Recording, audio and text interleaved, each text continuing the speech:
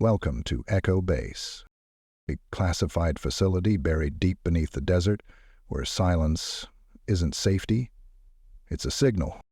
This is the beginning of a new sci-fi horror series that follows Echo Response Unit 1, a team thrown together by force, bound by secrecy, and sent into the unknown.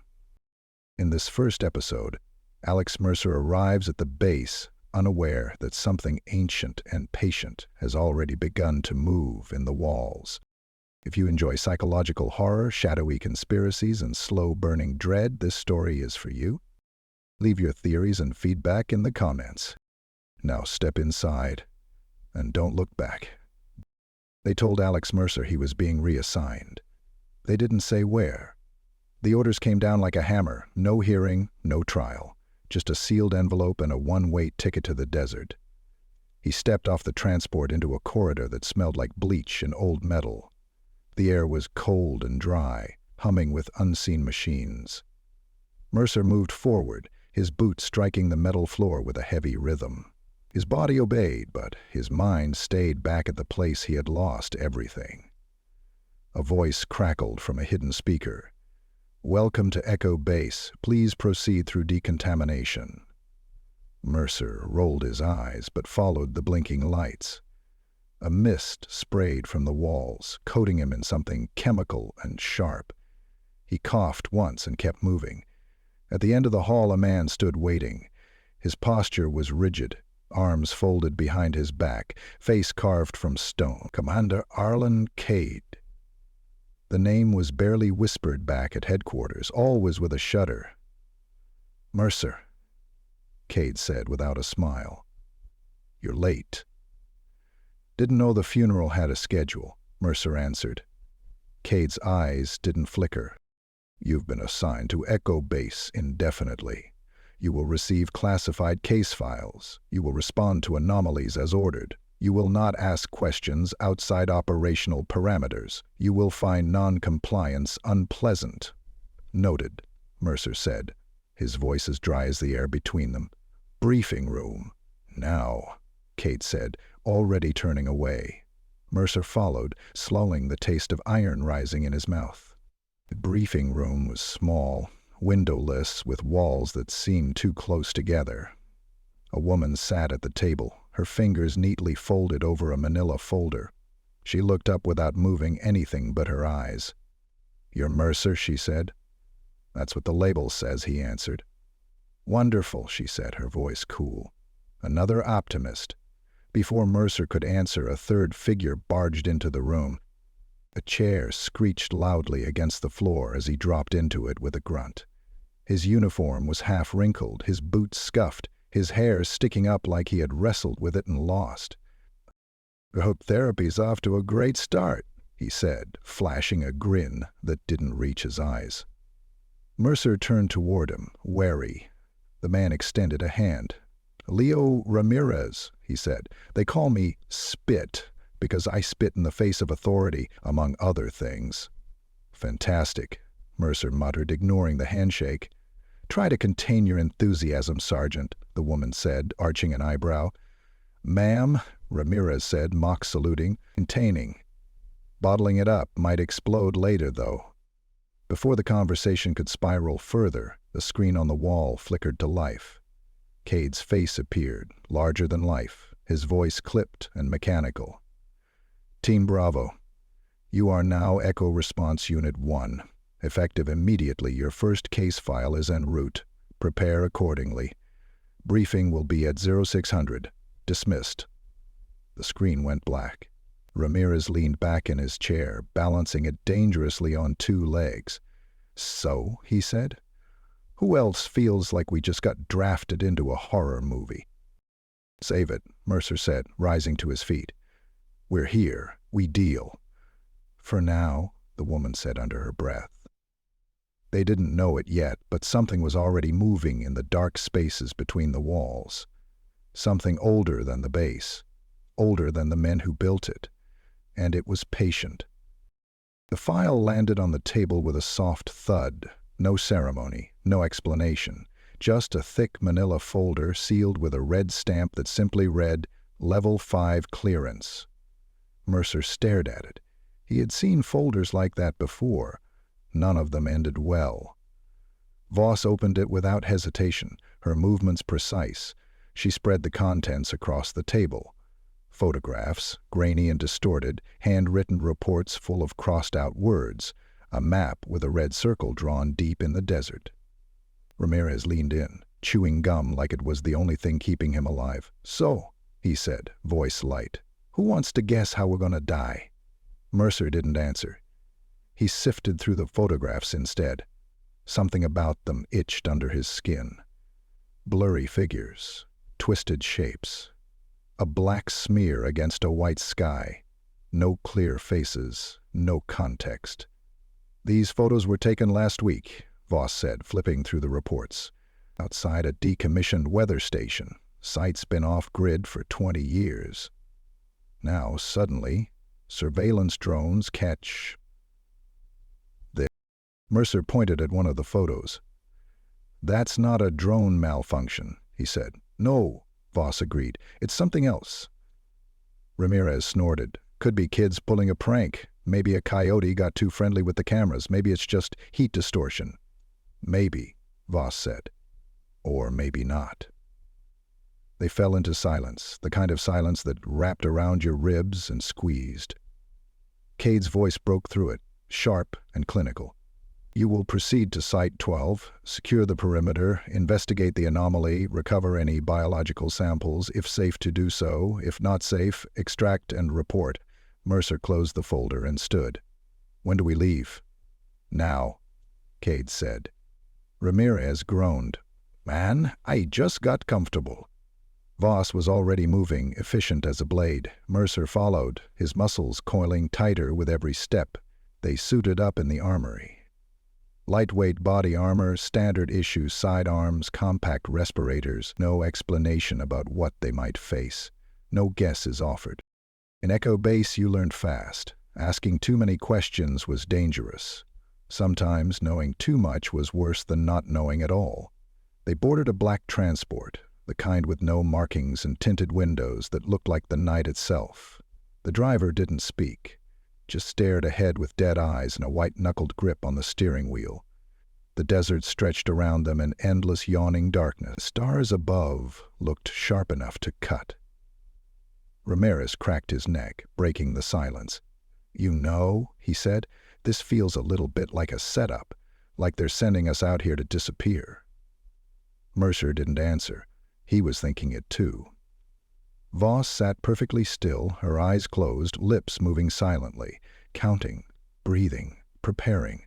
The transport rolled to a stop without warning. The station loomed ahead, a crumbling structure swallowed by sand and time.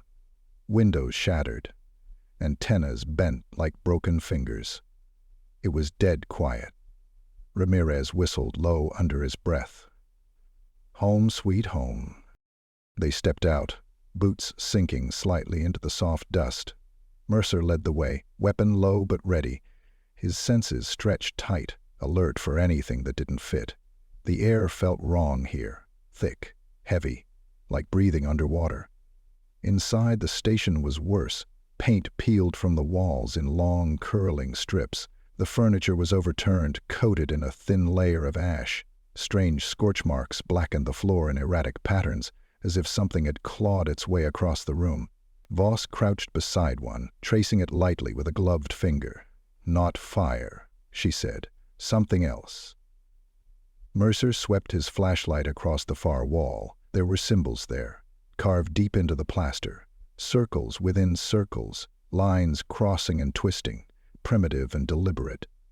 "That's not weather station equipment," Ramirez said, stating the obvious. A sound broke the silence. Soft, wet, scraping against concrete. They turned as one, weapons raised. A figure slumped in the doorway, thin, pale, clothes hanging off it like old rags. Its head tilted sideways, unnatural, eyes wide and shining. Ramirez took a step back.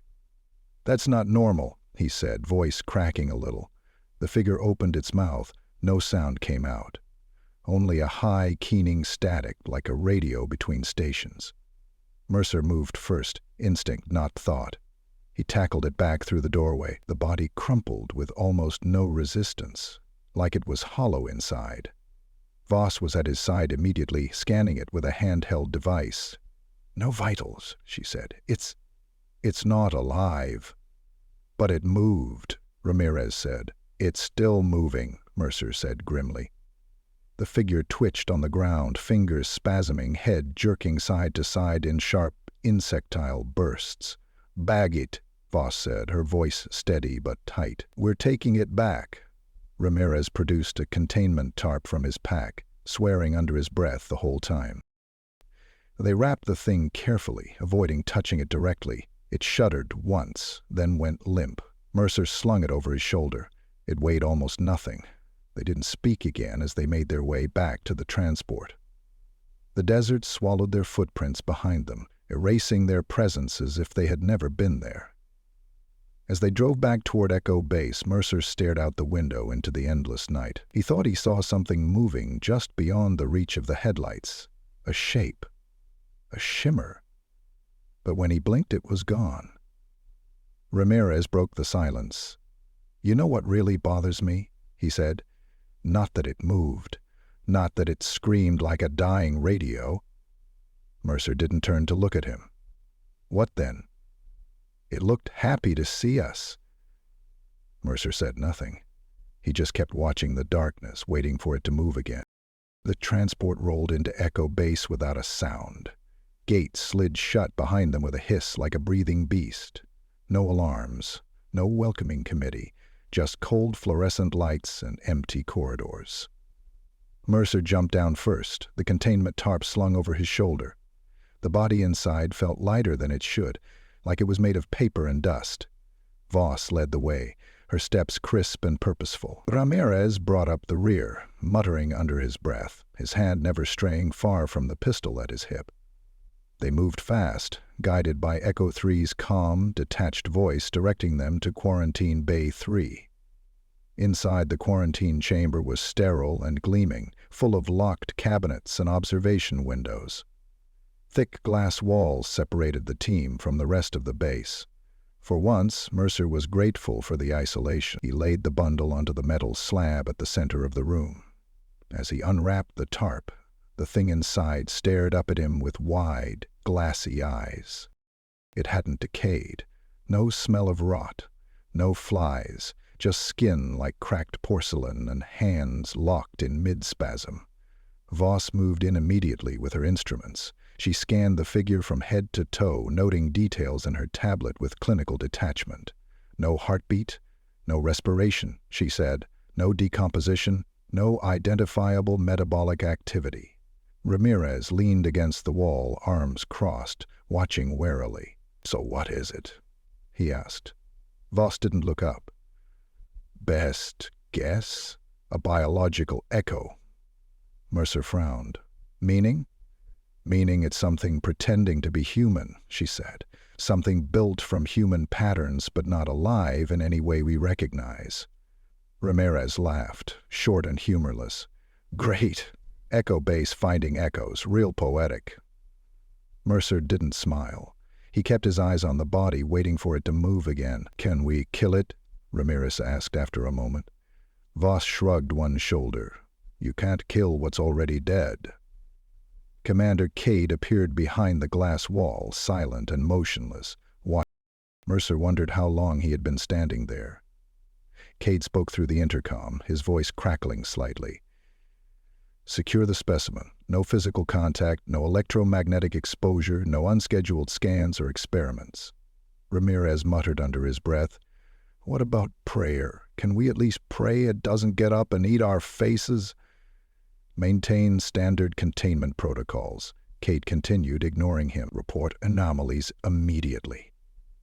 The intercom snapped off with a harsh click. Voss sealed the body under a containment dome, locking it down with magnetic clamps. A faint hum filled the room as the isolation field activated. Mercer watched the body through the glass. It didn't move, but he could still feel it. A wrongness that soaked into the walls and floors, heavy and cold. Ramirez shifted uneasily. Why do I feel like it's watching us even with its eyes closed? Because it is, Voss said quietly. Mercer turned to her. You think it's aware? I think, Voss said, that we have no idea what we just brought into this base. They stood there in silence, three strangers stitched together by circumstance, staring at the thing they had carried out of the desert. The fluorescent lights above them flickered once. When they steadied, the body was still exactly where they had left it. But somehow, it looked closer, like it had shifted ever so slightly toward the glass. Mercer tensed, his hand tightening on the grip of his weapon. Voss noticed it too. She tapped the containment scanner again, frowning. No movement detected, she said. Your machine's lying, Ramirez said. Maybe, Voss said, her voice thin. Or maybe it's just seeing what it wants us to see.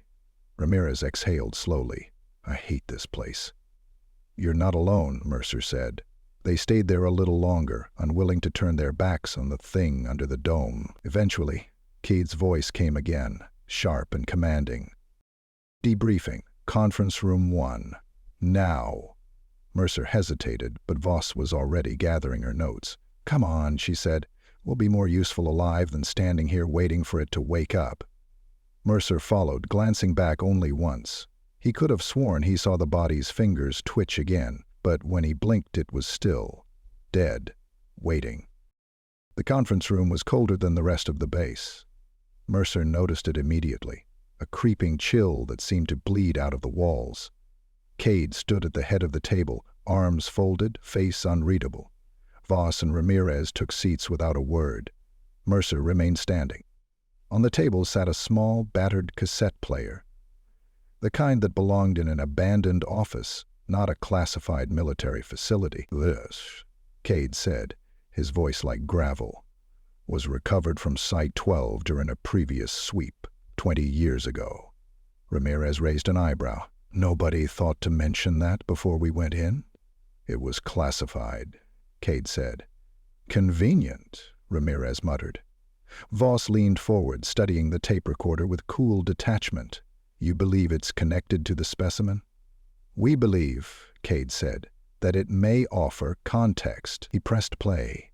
The tape whirred and clicked. For a moment there was only static. Then a voice, thin and broken, filled the room. Day 17. Subject still active, movement during lights out, voices in the walls, request for extraction denied. Mercer frowned. The voice was male, tired, cracking under pressure. The tape hissed and jumped. They don't want us to leave. They don't want us to know. It's not a station anymore, it's something else. Something wearing our memories like skin. A harsh scrape, like something dragging metal across the floor. Then silence. Voss sat very still.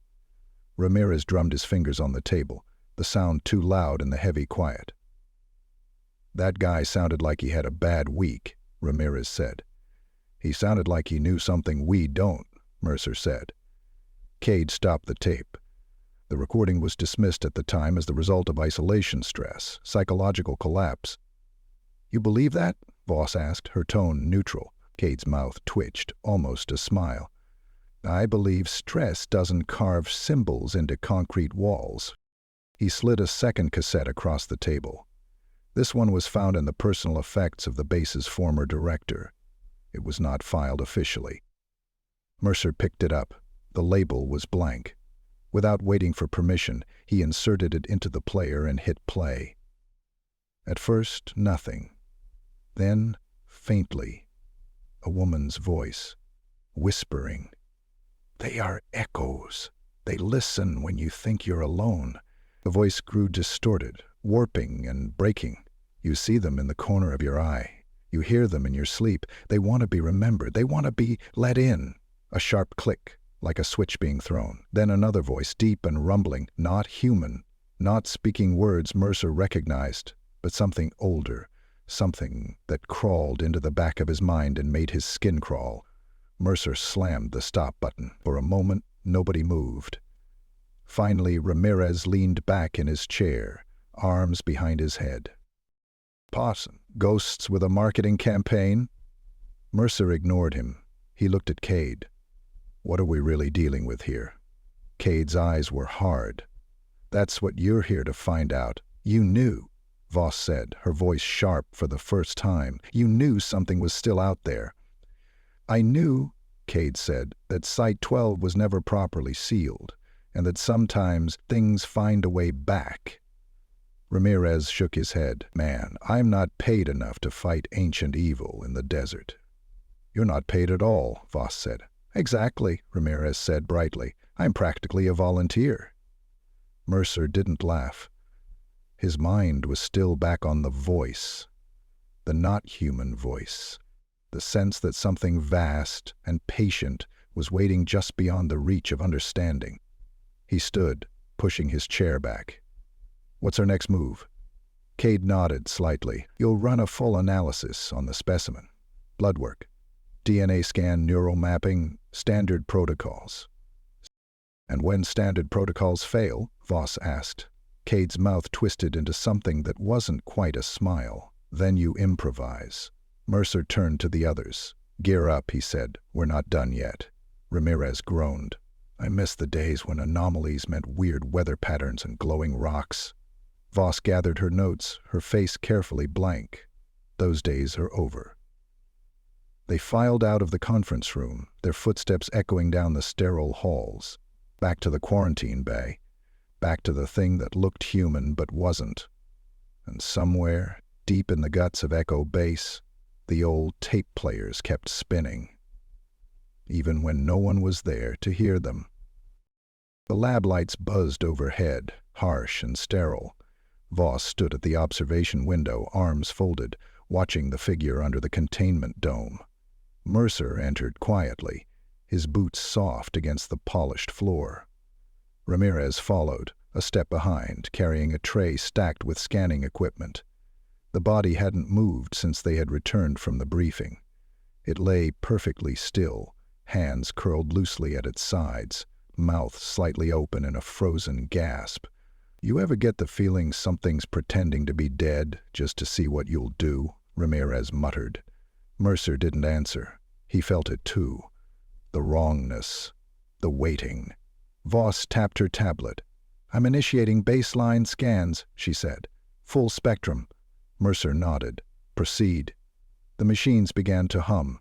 Thin arms extended from the ceiling, scanning the figure with beams of soft blue light. Data scrolled rapidly across Voss's screen. Heart rate, none. Brain activity, none.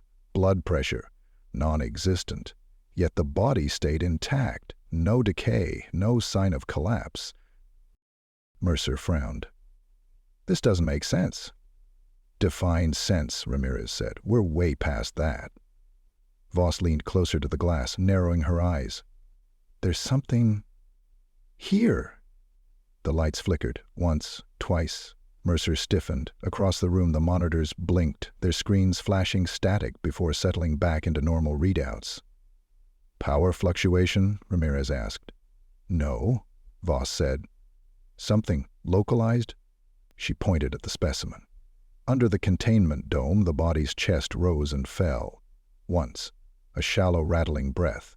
Mercer drew his weapon without thinking. Ramirez swore softly, backing toward the door. It's waking up, Mercer said. No, Voss said, her voice thin. It's communicating.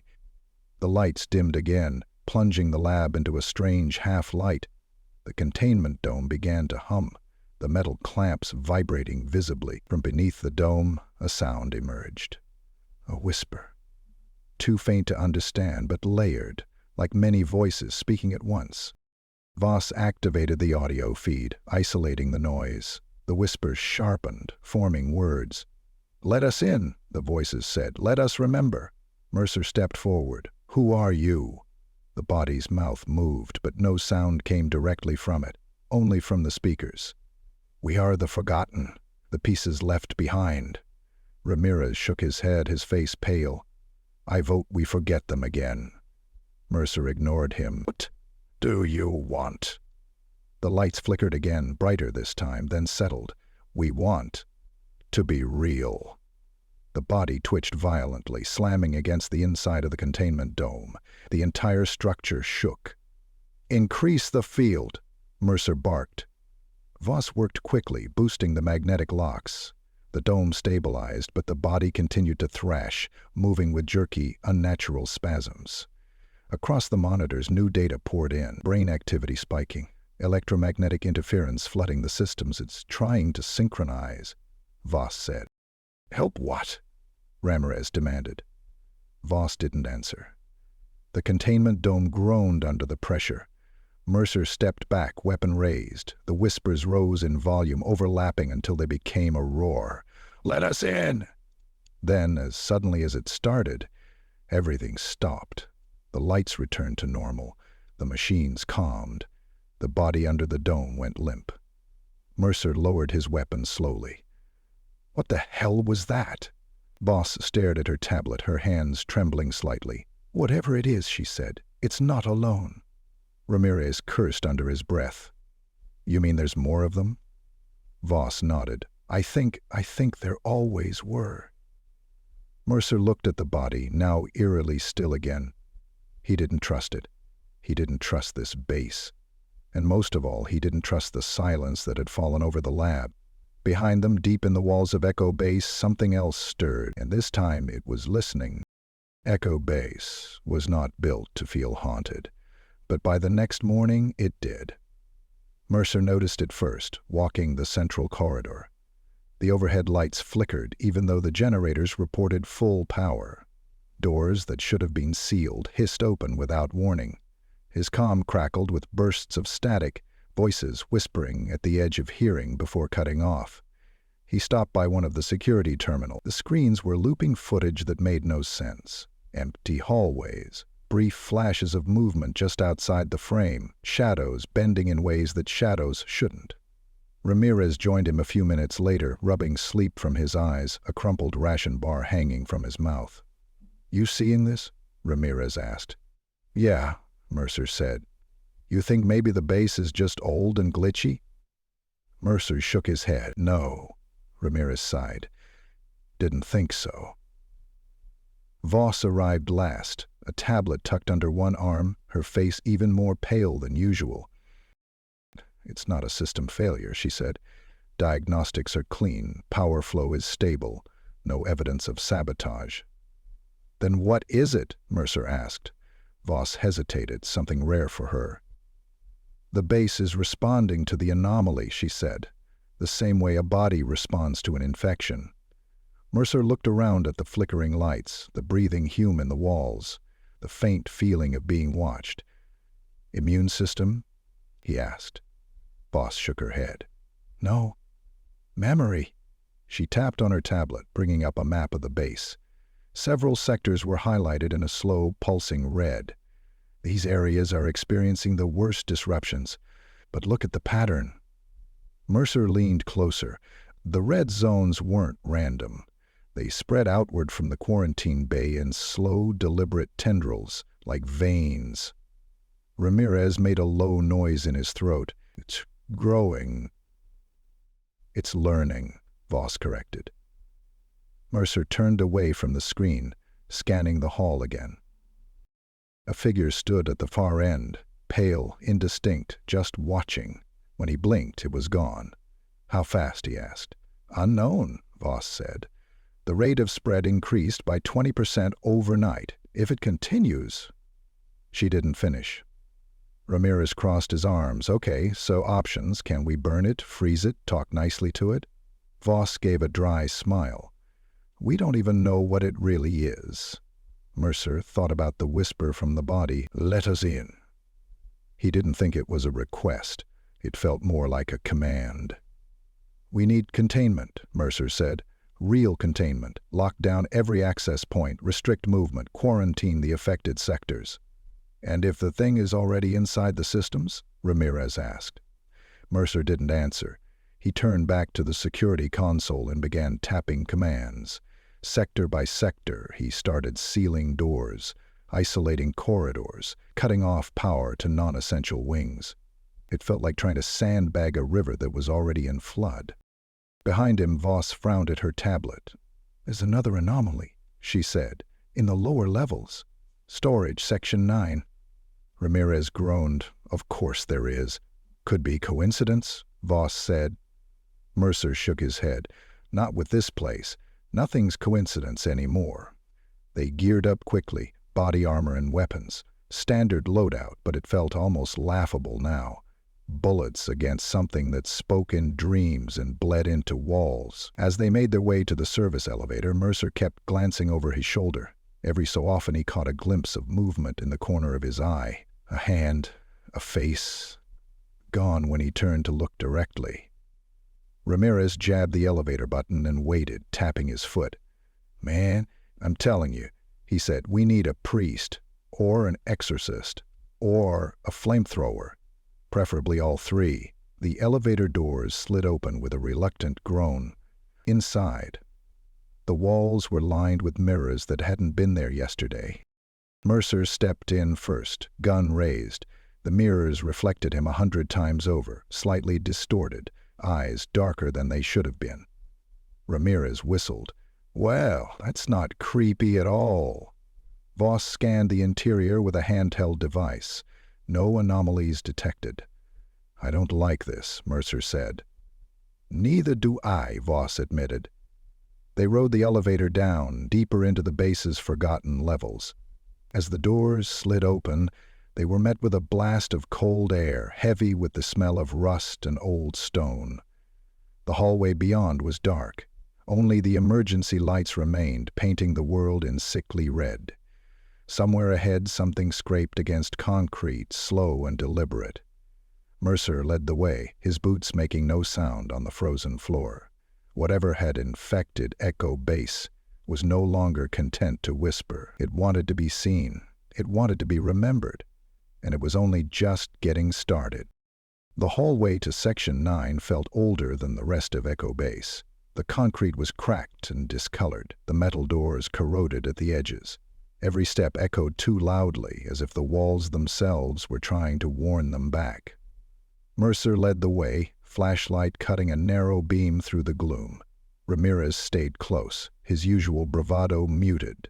Voss walked behind them, her tablet held low, recording everything. They passed abandoned rooms with broken equipment, overturned chairs, and cabinets left to rot.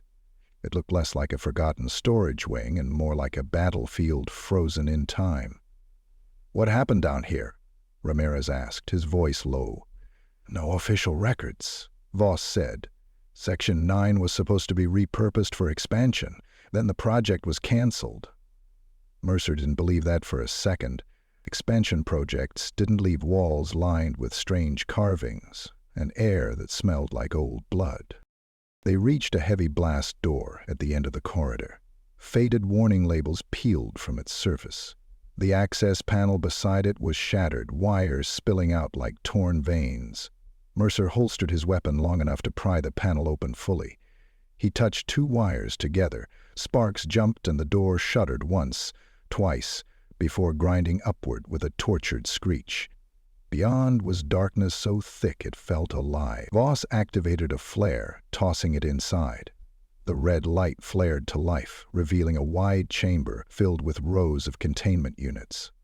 Some stood open, others remained sealed, their surfaces fogged with dust and time. Ramirez whistled under his breath. "Looks like Christmas came early." They moved inside, weapons raised. The containment units hummed faintly, connected to a power grid that should have been dead decades ago. Mercer approached the nearest sealed unit. He wiped a streak through the dust with his glove. Inside, something stirred. A figure, thin, curled in on itself, connected to the machinery by thick cables embedded in its flesh. Mercer took a step back. "It's alive." "No," Voss said, scanning the readouts. "It's maintained." "Maintained for what?" Ramirez asked. Voss didn't answer. They moved deeper into the chamber. More units, more figures. Some human, some not. Twisted limbs, mismatched eyes, skin marked with deep geometric scars. "Experiments," Mercer said. Ramirez's face hardened. "By who?" Mercer already knew. The same people who built Echo Base. The same people who sent them here to clean up the mess. Voss stopped suddenly, staring at a wall covered in old handwritten notes, pinned under cracked plexiglass, diagrams, equations, sketches of impossible machines. And at the center, a crude drawing of the symbol they had found at Site 12, circles within circles, lines cutting through them like wounds. They were trying to build something, Voss said. Or contain it. Or maybe both. A sharp sound cracked through the room. A metallic clatter. Mercer spun around, weapon ready. One of the containment units had fallen open. The figure inside stepped out, dragging cables behind it like a broken marionette.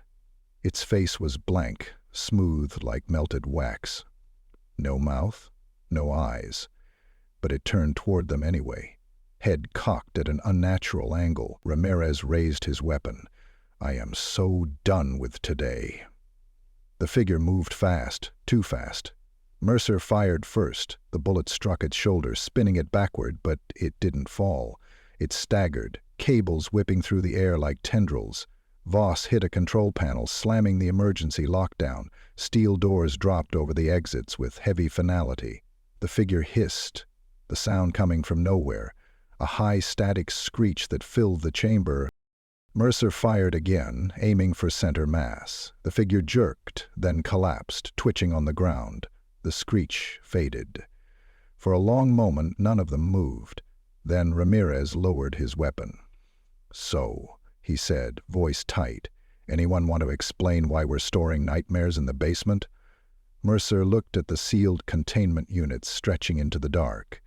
He had the sick feeling that this was only the beginning. Voss touched the cracked plexiglass gently, tracing the circles with one gloved finger. "They weren't just storing them," she said.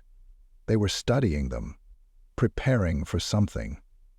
Mercer stepped back toward the door. "Let's hope it's not too late." Behind them, deep within the maze of containment units, something shifted, something awake and aware.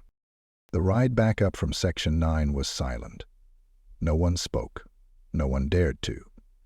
Even Ramirez kept his mouth shut, eyes darting toward the mirrored walls of the elevator like he expected something to crawl out of them.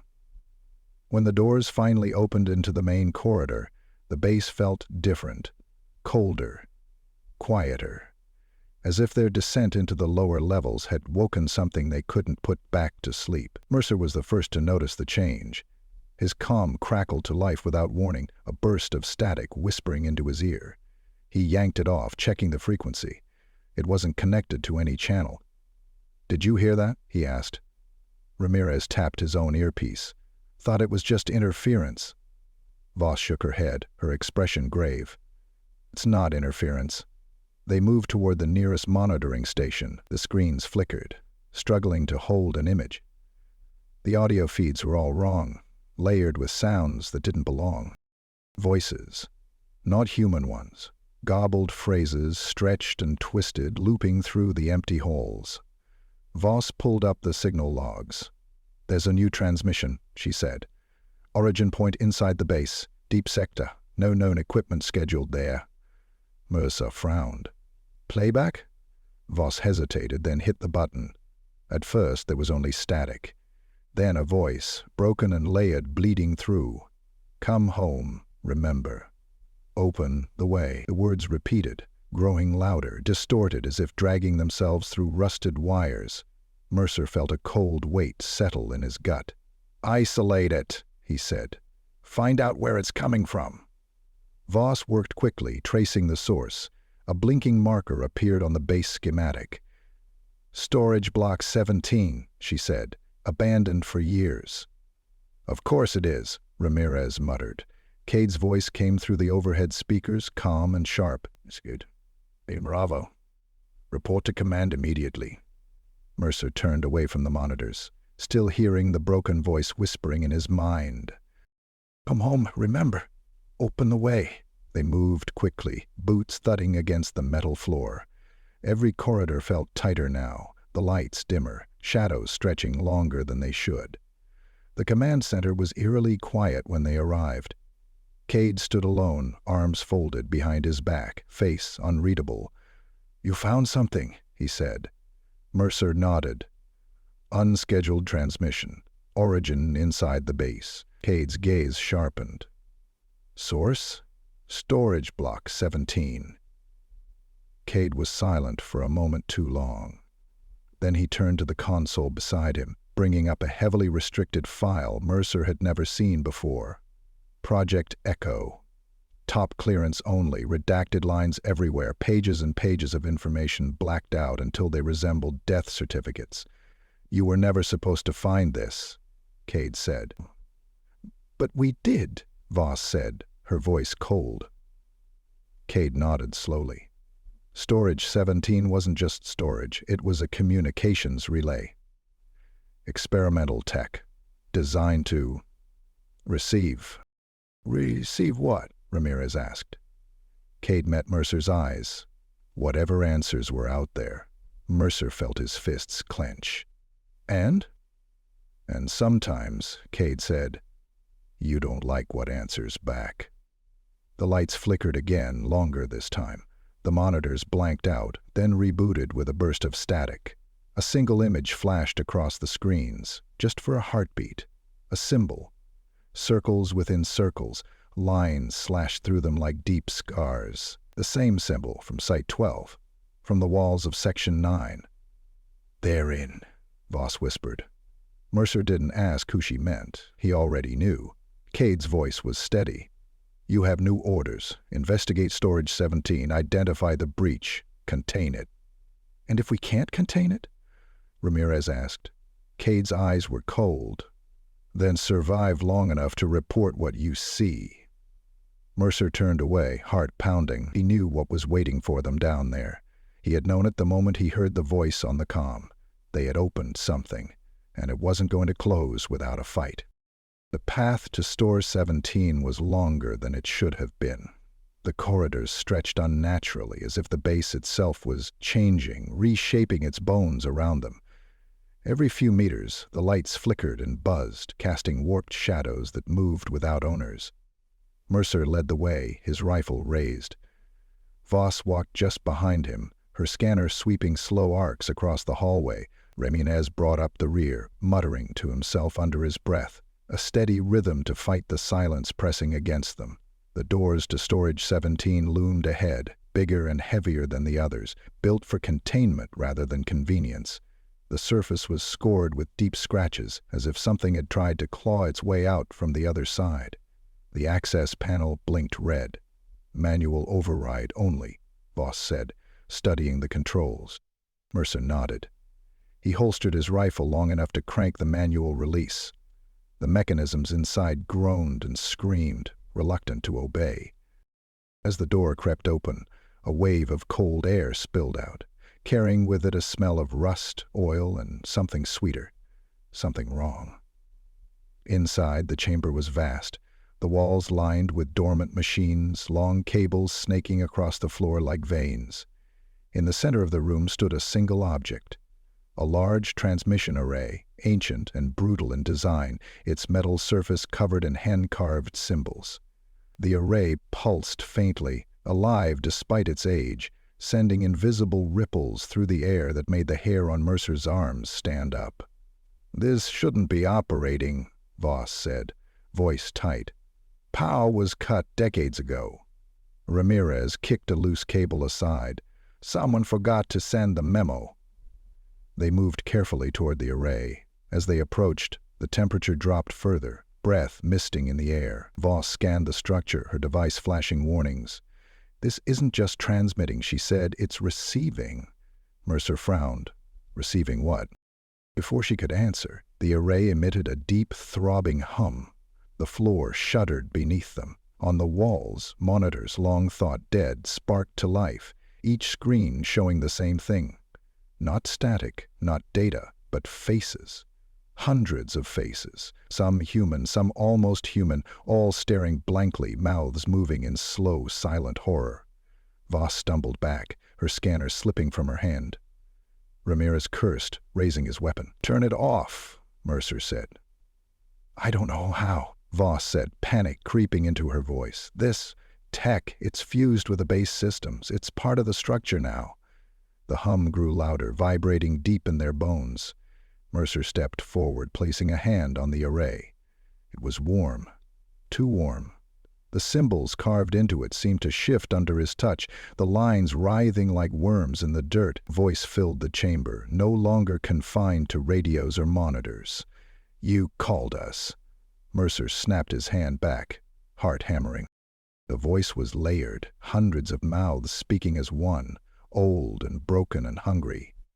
"We heard you," it said. "We are coming."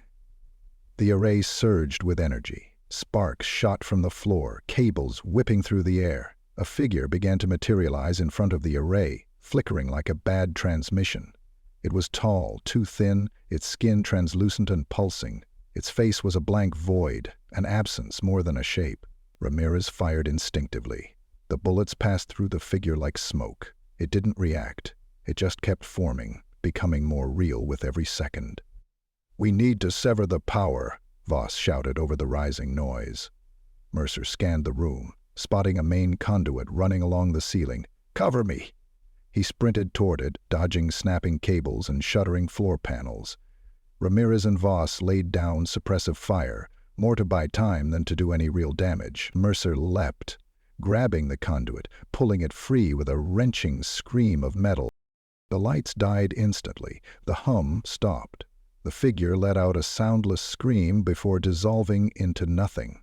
Silence crashed down around them. For a long moment, none of them moved. Then Voss picked up her scanner again, breathing hard. "Signal's gone," she said. Ramirez leaned against the wall, wiping sweat from his forehead. "I vote we never come back here." Mercer didn't answer. He stared at the empty space where the figure had been, the echo of its presence still buzzing in his skull. They had stopped it from fully forming, but only barely, and somehow he knew this was just the beginning. The lights in Echo Base stayed dim long after the power had been restored. They flickered and buzzed, casting strange, wavering shadows that crawled across the walls. Mercer walked the corridors in silence, his rifle cradled loosely in his hands. Every step echoed too loudly, the halls feeling emptier than they should. Ramirez had gone to check the perimeter. Voss was locked away in the lab, analyzing the fragments of corrupted data scraped from the transmission array. Mercer moved alone, not trusting the quiet, not trusting the walls. Something was wrong. More wrong than before. He passed Sergeant Mendez in the main corridor, one of the few other soldiers assigned to Echo Base. Mendez nodded stiffly, his eyes glassy, his movements stiff and mechanical. Mercer slowed, watching him disappear down a side hallway. Something about the way Mendez moved prickled the back of his neck, as if the man's skin didn't quite fit the bones underneath anymore. Mercer turned the corner toward the operations center and stopped.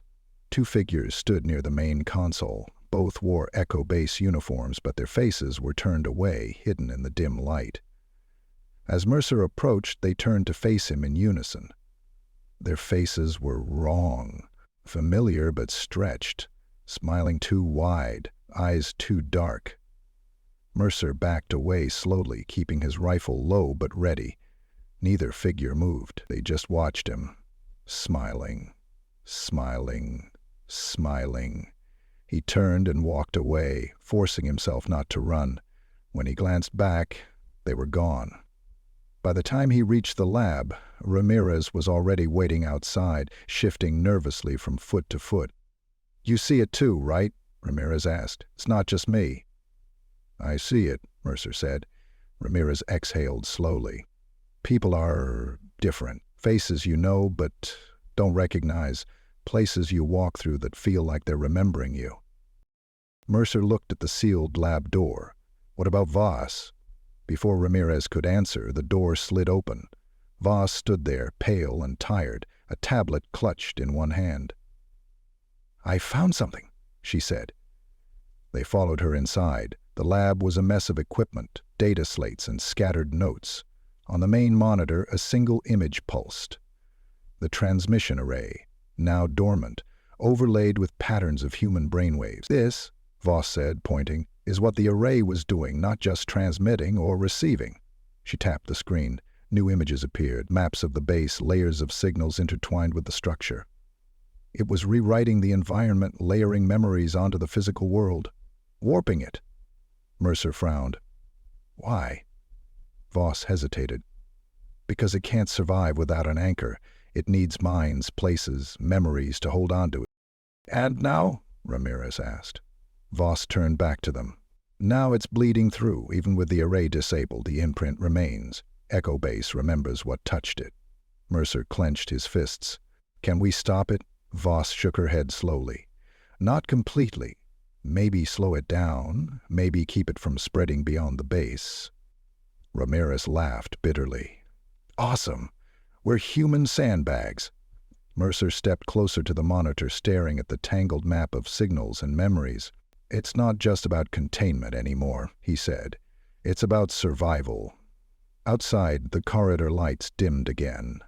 From somewhere deep in the base, a sound rose, soft at first, then louder. A slow, rhythmic pounding, like something massive knocking against the walls from the other side. Voss looked up sharply. It's trying to come through again. Mercer grabbed his rifle. Then we stop it here. Ramirez loaded his sidearm, his hands steady despite the pallor in his face. I hate this job. Mercer allowed himself a thin, humorless smile. Then you're finally qualified. They moved together back into the corridors, into the waiting dark. The base shifted around them, groaning under the weight of something unseen, something that wanted to make Echo Base its home. And it wasn't going to ask permission. The pounding grew louder with every step they took. It echoed through the walls, shaking dust from the ceilings, vibrating in their teeth and bones. Mercer led the way through the maze of darkened corridors, his rifle tight against his shoulder. Ramirez and Voss flanked him, weapons ready, eyes sharp. Ahead, the hallway bent sharply, the lights barely functioning, casting wild, broken patterns across the floor. At the bend, they stopped.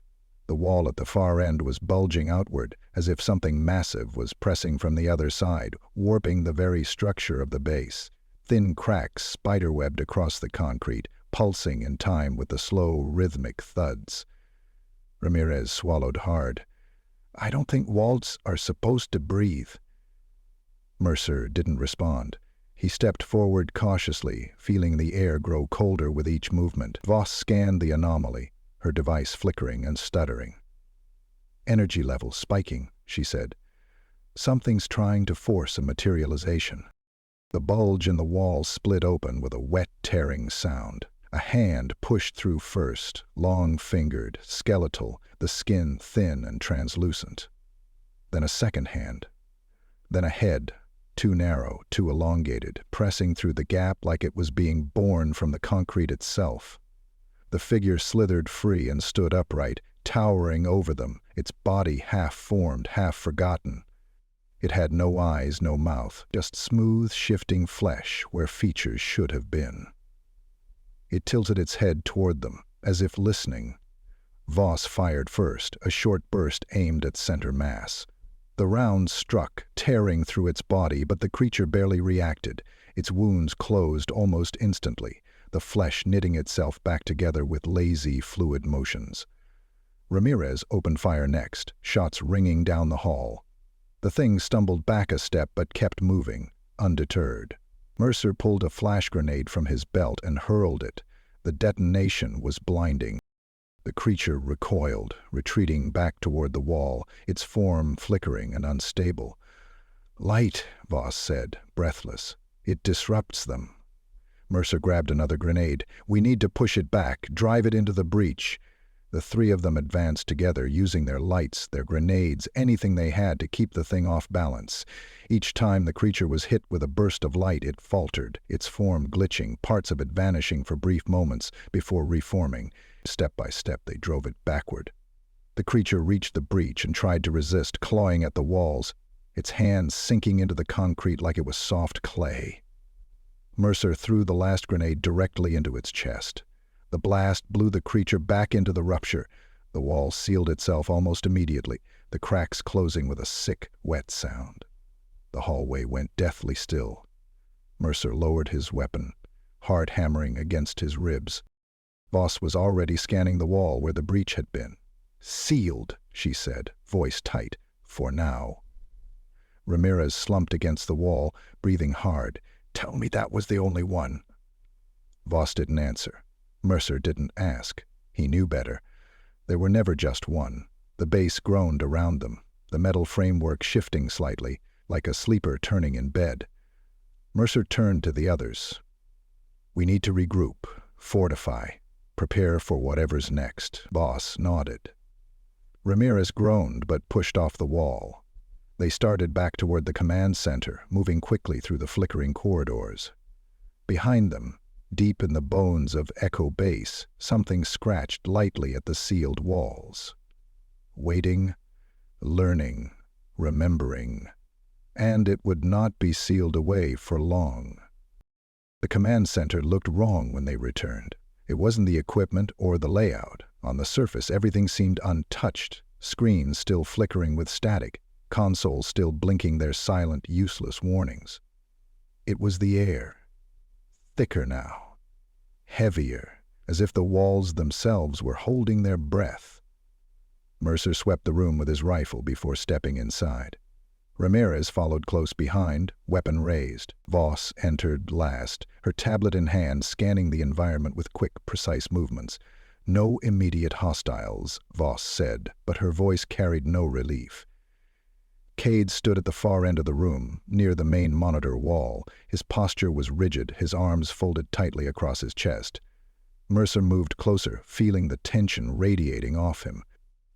"Cade," Mercer called out. No answer. Voss glanced at her tablet, frowning. "I'm not picking up his biometric signature." Ramirez tightened his grip on his sidearm. Mercer stepped closer, cautious, watching every twitch, every breath. Cade turned slowly to face them. His eyes were wrong, empty, too reflective, too still. "Welcome back," Cade said, but the voice was wrong too. Hollow, imitating rather than speaking. Ramirez muttered a curse under his breath. Voss's hands moved rapidly across her scanner. "That's not him." Mercer kept his weapon steady, aimed at Cade's chest. "What are you?" The thing wearing Cade's face smiled, a slow, unnatural curl of the lip. "Memory," he said. "Reflection. Hunger." It stepped forward, but Mercer didn't back away. "You're a splinter," Voss said softly. "A fragment of what tried to breach the base." The creature's smile widened. "We are already here. We were always here. You are the anomaly." Ramirez raised his pistol. "Permission to shoot this thing." "Granted," Mercer said.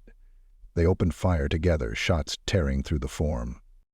The figure that had been Cade staggered, flickering like a broken image on a screen. It didn't bleed. It didn't fall. It simply dissolved into a mist of fine black dust that hung in the air for a moment before sinking into the floor. The silence followed, heavy and expectant. Voss scanned the area, her jaw tight. Residual traces everywhere. Whatever that was, it's not confined to one body. It can move. Mercer lowered his rifle slightly. Anyone else could be compromised.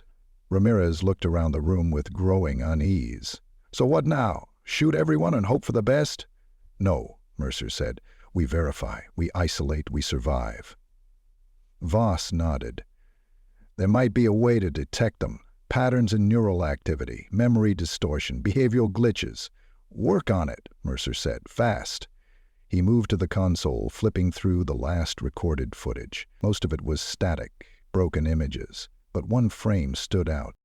The quarantine bay, the containment dome. Empty. Mercer stared at the screen, heart sinking. The body they had recovered from Site 12 was gone. Voss saw it too, her face going pale. "It got loose," she said. "Or it was never fully contained," Mercer said. The monitors began flickering faster, images jumping and twisting, showing corridors, rooms, people.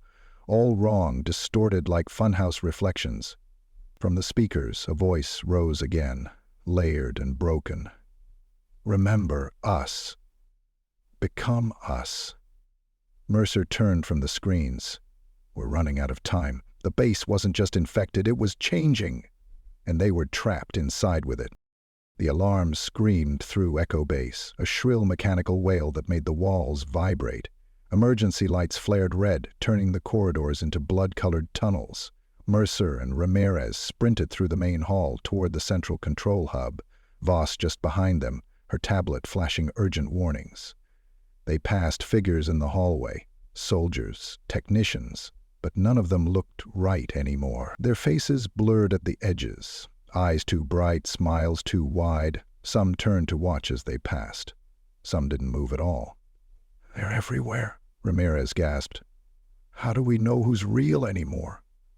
"We don't," Mercer said grimly. "That's why we isolate."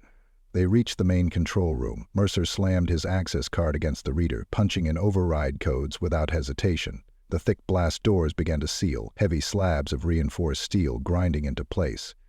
Voss connected her tablet to the base systems, pulling up the isolation protocols. "Initiating internal lockdown," she said, "dividing the base into sectors, minimal movement between areas, only biometric clearance at verified checkpoints." "Good," Mercer said. "Cut off the spread."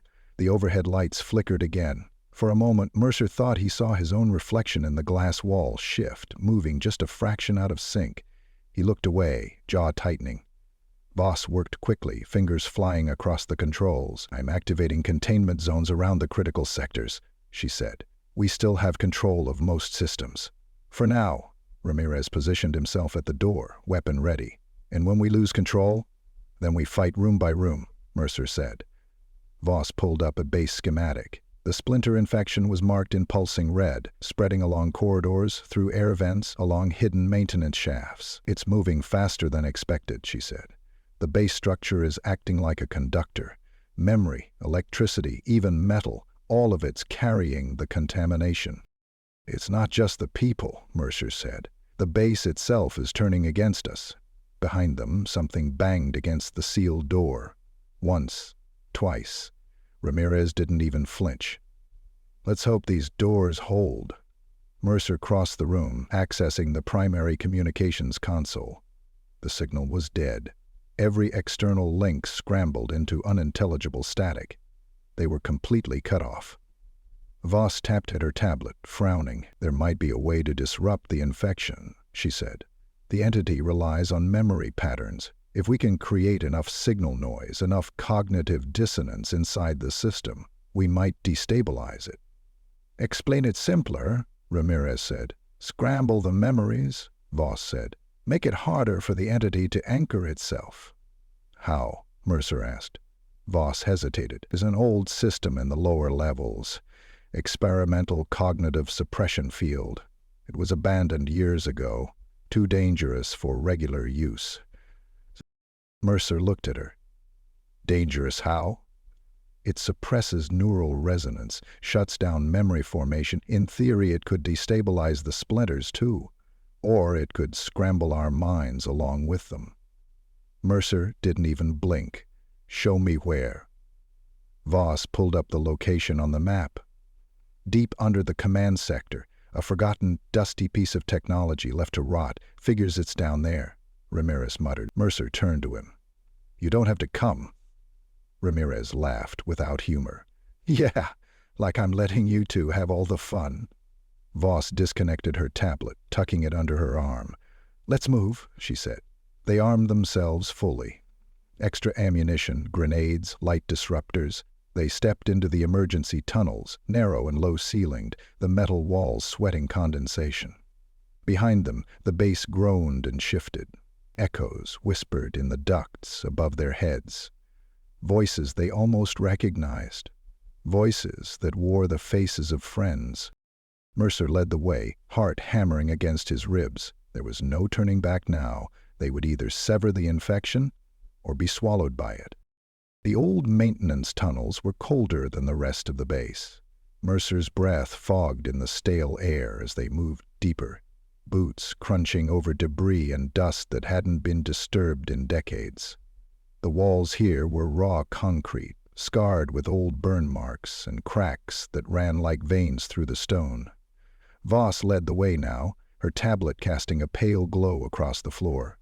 The path twisted sharply downward, deeper into the forgotten bones of Echo Base. "The suppression field's control unit is ahead," Voss said. "Past the old test labs."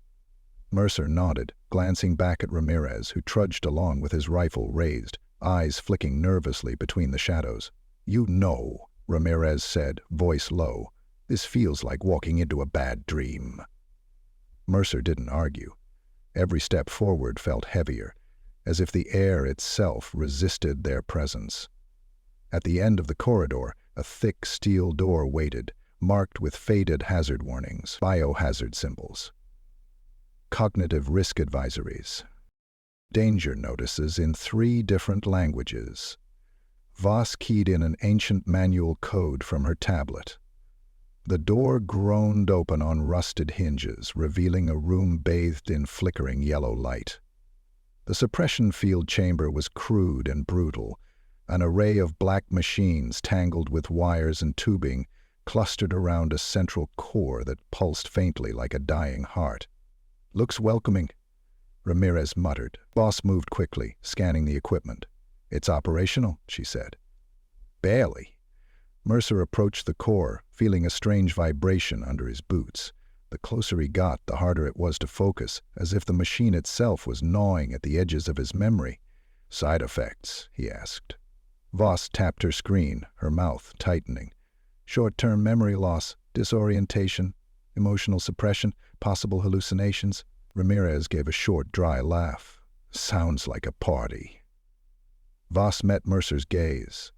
"If we activate it, we'll be vulnerable, confused, but it should weaken the entity enough for containment."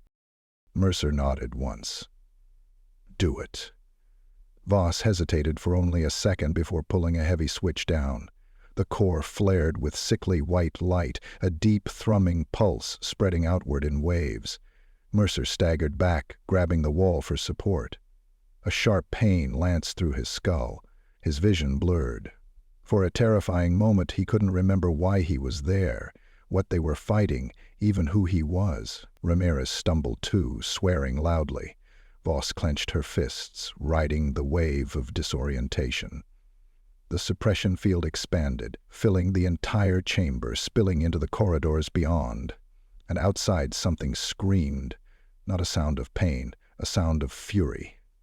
Mercer forced himself upright, gritting his teeth against the haze clouding his mind. "It's working," Voss gasped.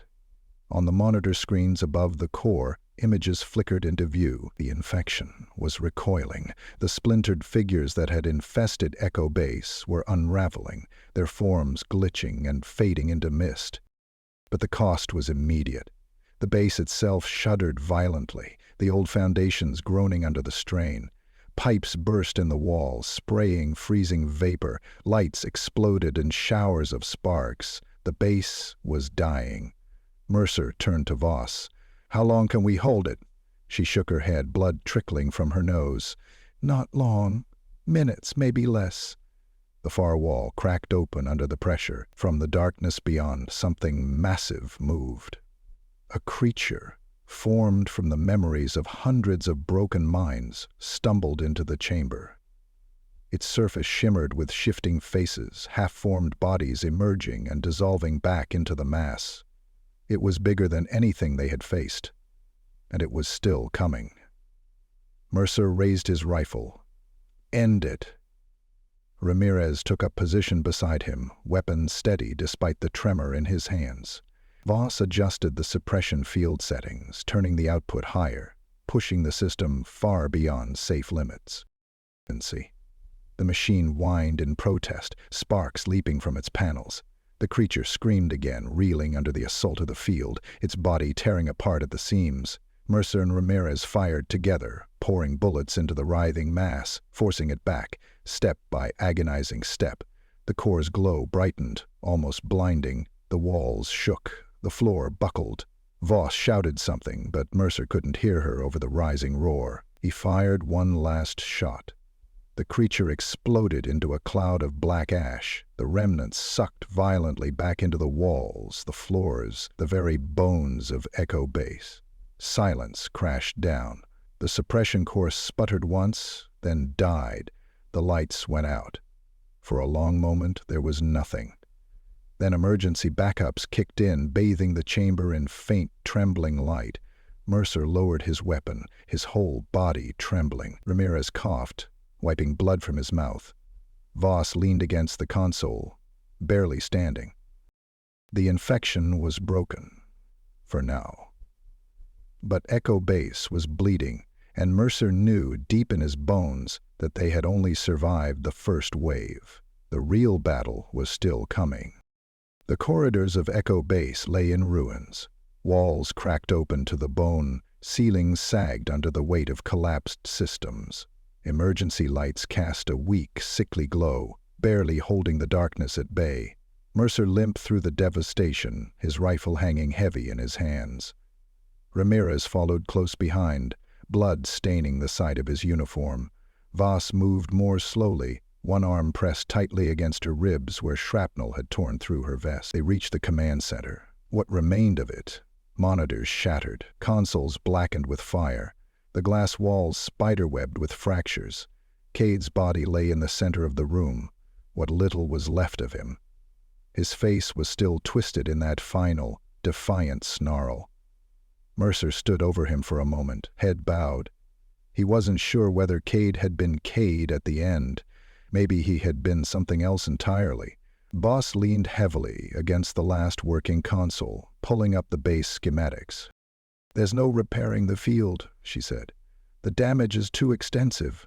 Echo Base is compromised beyond saving." Ramirez wiped soot from his face, breathing hard. "So what's the plan, boss?" Mercer stared at the flashing red alerts crawling across every surface. One by one, sector after sector, the infection was reigniting. Weaker now, scattered, but alive. It was only a matter of time before it found a way out. Mercer looked at Voss. "How much of the fail-safe systems are still operational?" Voss hesitated. "Enough." She didn't have to explain. They all knew what that meant. The base had a self-destruct protocol. Last resort only. Total sterilization, fire, heat, collapse. Nothing left alive. Ramirez slumped against the wall. "Awesome. So we blow up our new home. Real fitting end." "We weren't meant to survive this place," Mercer said quietly. He moved to the primary control panel, entering the ancient codes by memory. His fingers hesitated only once, hovering over the final key. Voss stepped forward. "You're sure?" Mercer nodded. "If this thing gets out, it won't stop. It'll spread. People will think they're saving survivors. They'll think they're helping." His voice dropped lower. "And it'll hollow them out from the inside." Ramirez pushed himself upright, weapon hanging loosely at his side. "Then let's make sure it dies here, with us." Voss inserted her override key beside Mercer's. Together they turned them. A low, steady countdown began, echoing through the broken command center. 15 minutes. Mercer turned to Ramirez and Voss. "We move to the evac sublevels," he said. "There's still a chance we make it out." Ramirez raised an eyebrow. "And if we don't?" Mercer allowed himself a thin smile. "Then at least we take it with us." They moved fast, stumbling through collapsing corridors, dodging falling debris. The base howled around them, metal twisting and shrieking like a wounded animal. More splintered figures appeared now, half-formed things crawling from the walls, from the floors, from the broken memories of Echo Base itself. They didn't fight. They didn't scream. They only watched as Mercer's team passed, as if recognizing them, as if mourning them. The sub-level hatch loomed ahead, battered but still functional. Mercer keyed in the override. The door groaned open. They stumbled through, sealing it behind them. Ahead lay a long tunnel, a maintenance shaft that led upward, toward the surface, toward the stars they hadn't seen in weeks. Behind them, Echo Base roared one last time. The ground shook violently. Heat rushed through the shaft, chasing them upward. They didn't look back. They didn't stop. Mercer burst into the open air, collapsing onto the cold desert ground. gasping for breath under the endless night sky. Ramirez staggered out next, followed by Voss, clutching her side.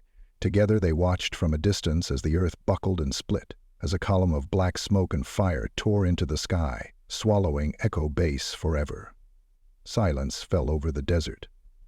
Mercer sat up slowly, the stars blurring in his vision. Ramirez dropped beside him, chuckling dryly. "Well," he said, "there goes the worst posting in history." Voss sat down too, her tablet dark and broken in her lap. For a long time, they just breathed. Alive, broken, changed. Finally, Mercer spoke. "We're not done," he said. Ramirez snorted. "Seriously?" Mercer looked toward the smoldering crater. "There are more places like Echo Base, more things buried, more things waiting." Voss nodded slowly. "We survive this, we'll survive what's next." Mercer leaned back, staring at the stars. The night was cold. The night was vast. And somewhere out there, other echoes stirred, waiting to be found, waiting to be remembered. Their war had just begun. Thank you for joining us at Echo Base. If you enjoyed this first chapter, please subscribe, share your thoughts, and stay alert. More transmissions from the base are coming soon. Until next time, watch the lights, count the sounds, and if the walls start whispering back, don't answer.